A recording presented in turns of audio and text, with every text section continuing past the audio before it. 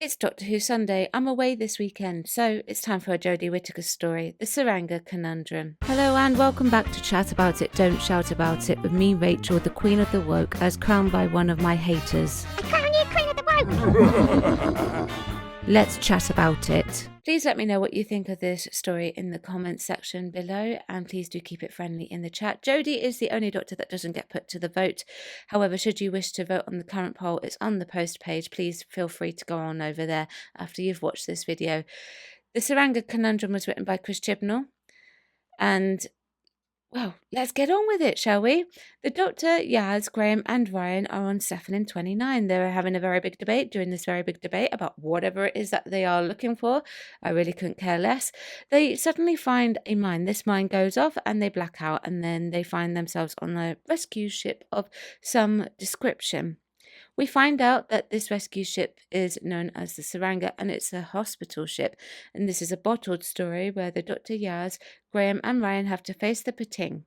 The Pating is set on eating the ship. It doesn't eat meat, it eats metal and energy, and is said to be a very dangerous creature.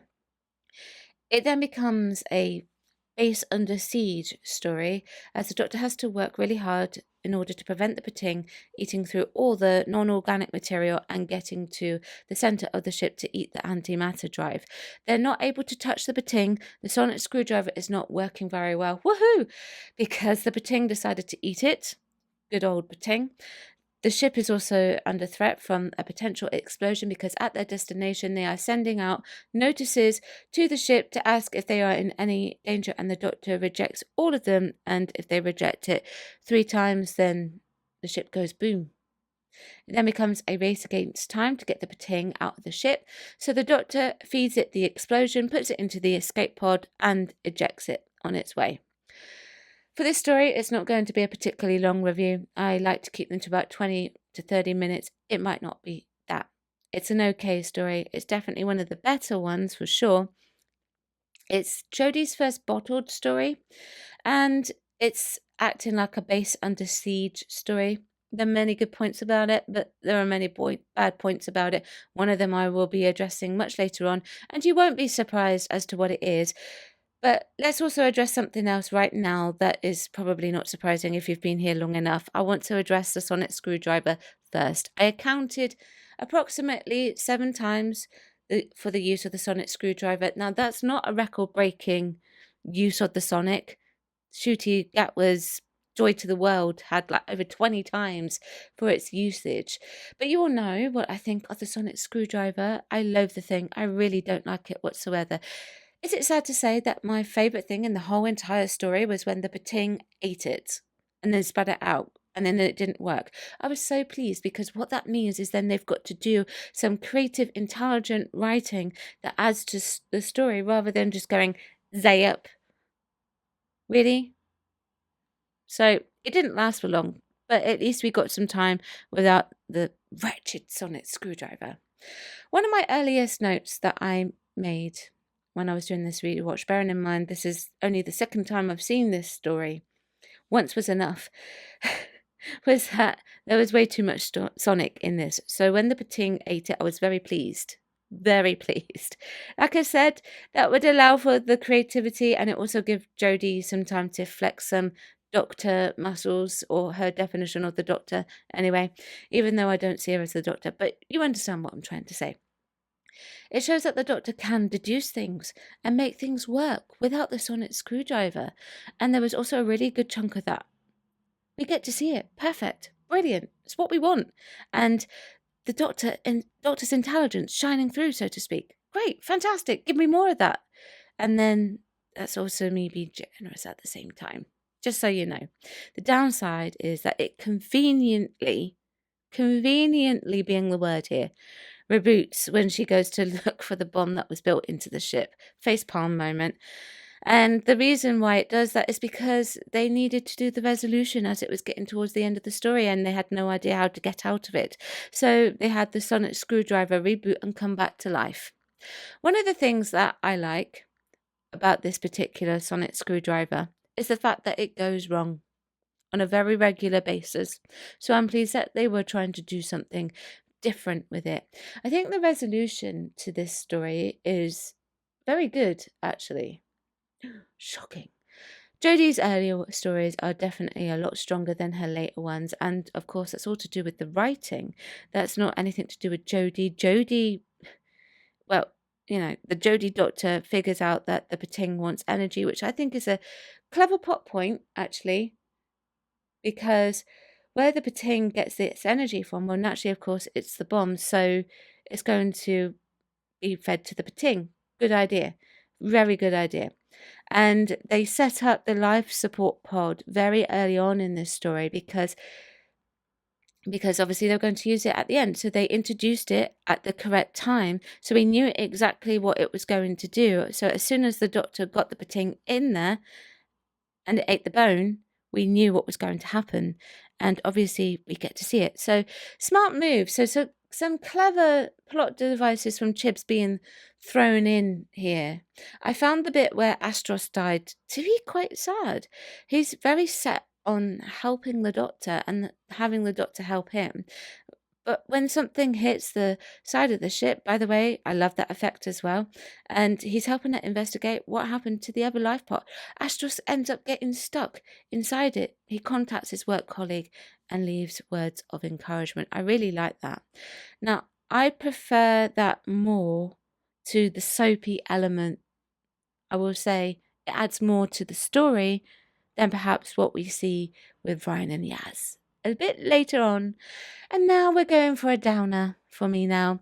I don't mind expanding backgrounds of the companions, but not at the detriment to what's going on within the story. So we have a soap moment, and I'm not too keen on soap moments. And this is where we learn about Ryan's family, his dad and his mum. And to me, that was about 5 minutes of just pure filler. I would have rather perhaps seen that at the end, maybe at the beginning. I don't know.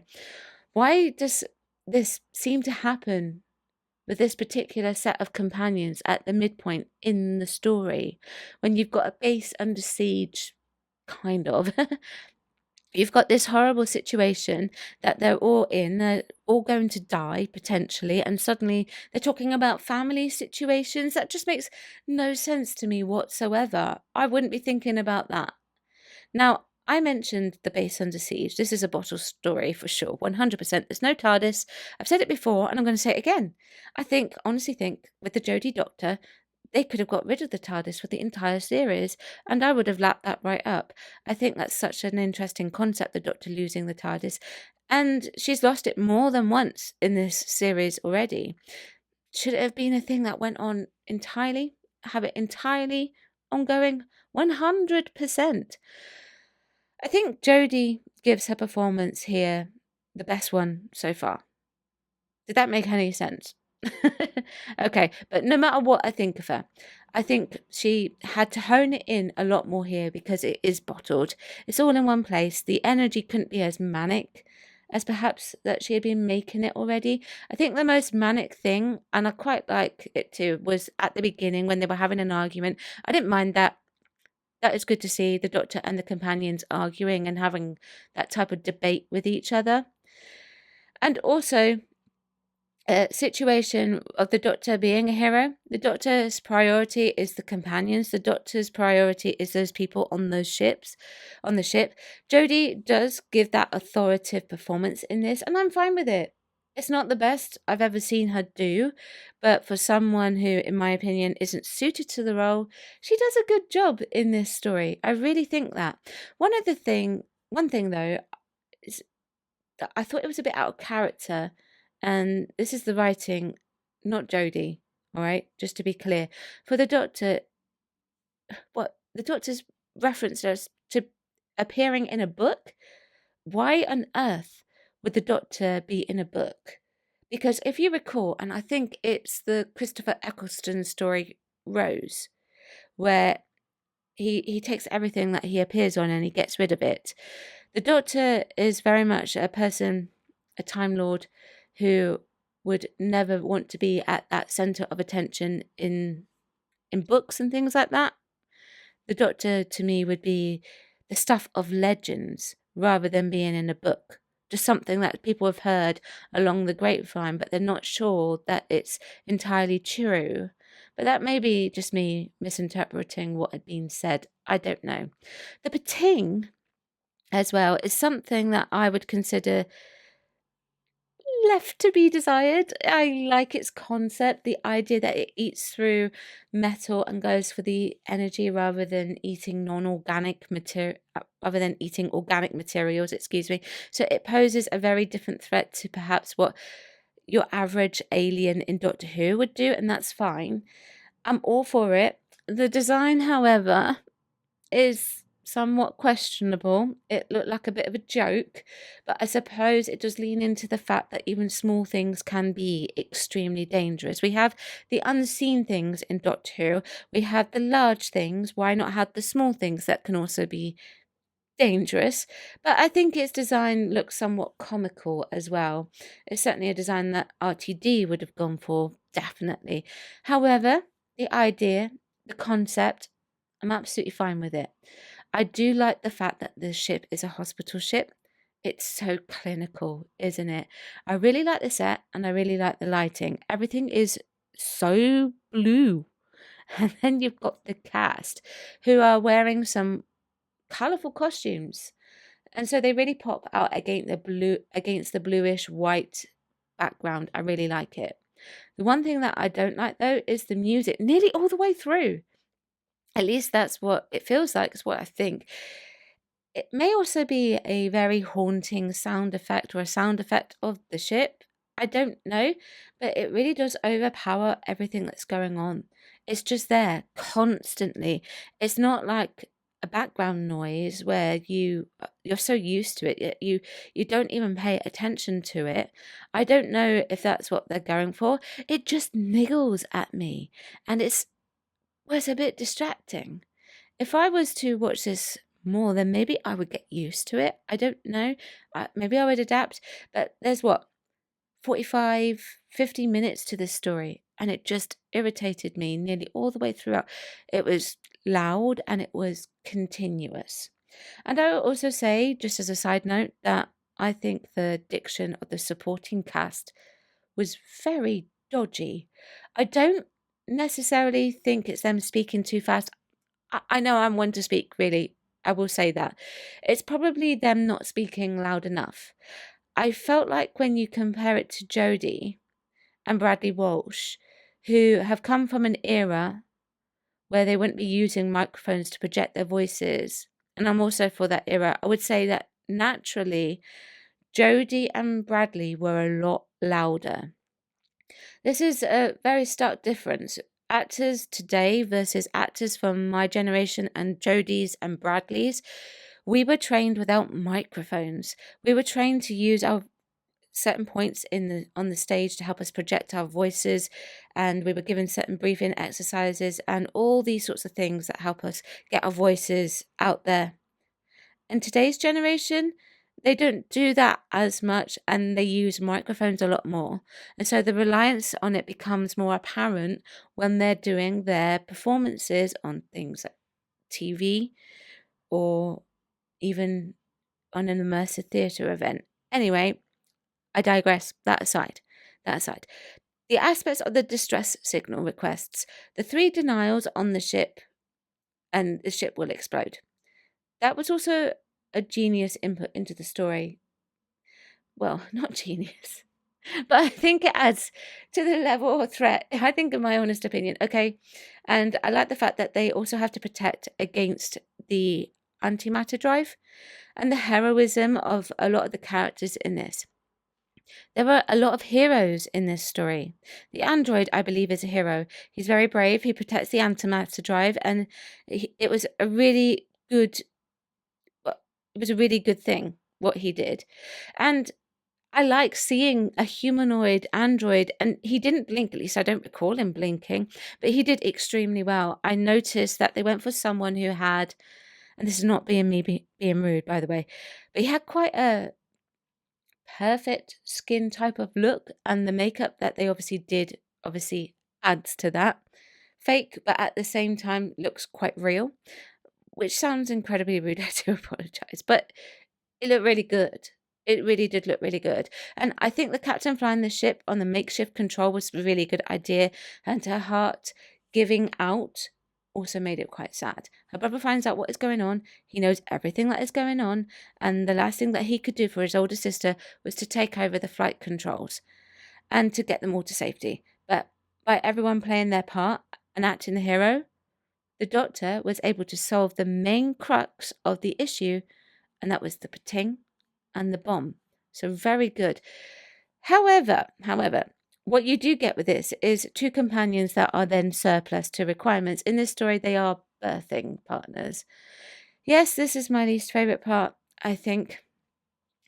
They got a male pregnant Giftan who looks humanoid. Big mistake. Big mistake. I don't think he should have looked humanoid, because that's like suggesting that men can get pregnant. Okay? Biology, right? But people could just say, well, you know, he may look humanoid, but he's really an alien. He's a Giftan. Well, my argument would be, if that were the case, then why would they have to hammer it in a bit later on that Ryan can't have babies? This is why it was a mistake, because clearly Chris Chibnall knew what the impact of having a man being pregnant in this story could potentially have. Clearly he knew that this could potentially teach this wrong sort of information, because obviously it leads to that explanation, and it would also lead to some very strange thoughts coming about, like, how is that baby coming out? And they couldn't really explain that away. They just have to go with this very simple operation or something along those lines. I'm not even entirely sure what I saw. This is why I think that the Giftan should have been made up completely like an alien, so therefore it was a very clear and different organic being, which would allow teenagers and children to be able to separate it from a human being.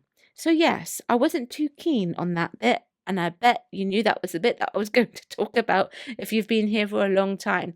So I think they regulated these two men to doing this, Ryan and Bradley, Graham, to be in the birthing partners. And the reason why is because most men are birthing partners here in the UK.